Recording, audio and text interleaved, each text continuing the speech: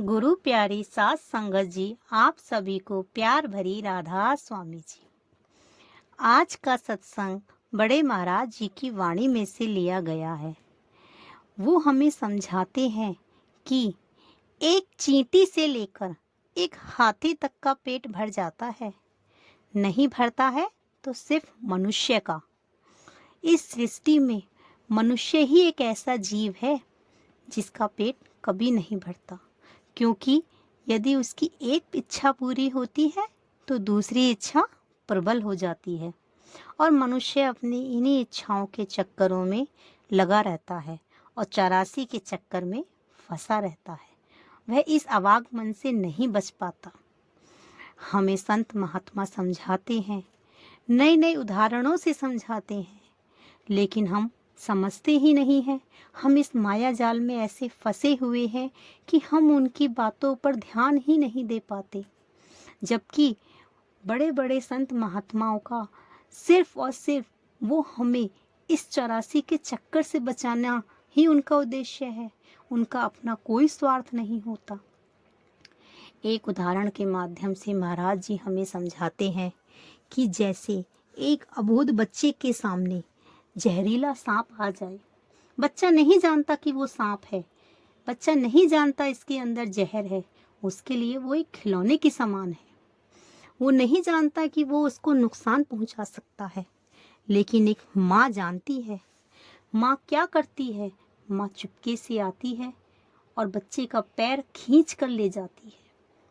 बच्चे को पता भी नहीं लगता और वो सांप के जहर से बच जाता है।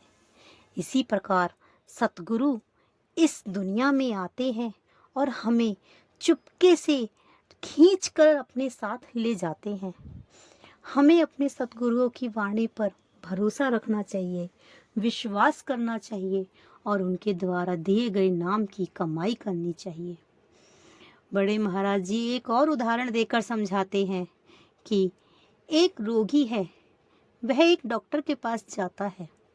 उस रोगी की बीमारी बहुत बड़ी है, तो यदि डॉक्टर अच्छा होगा तो वो क्या करेगा? वो रोगी को नहीं बताएगा तेरी बीमारी बहुत खतरनाक है। वह रोगी को अपने पास बैठाता है, उसे प्यार से समझाता है, उससे कहता है कि देख, तेरी बीमारी तो बड़ी है, पर तू धीरज रख। तू मेरी दी गई खुराक को खा और मेरे दिए गए परहेजों पर ध्यान देना, तो तू इस बीमारी से मुक्त हो जाएगा। इसी प्रकार सतगुरु हमें समझाते हैं कि यदि हम उनके दिए गए निर्देशों का पालन करें, नाम की कमाई करें, भजन सिमरन करें, तो हम भी इस 84 के चक्कर से बच जाएंगे। इसलिए हमें भजन सिमरन पर ध्यान देना चाहिए।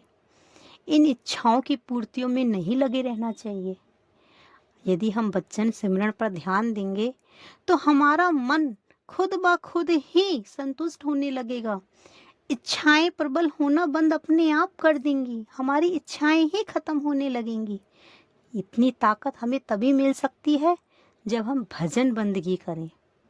इसलिए सतगुरु की वाणी को नज़रअंदाज ना करते हुए भजन सिमरन करना चाहिए, ताकि हम अपने उस घर पर जा सकें और अपने असली घर जा सकें।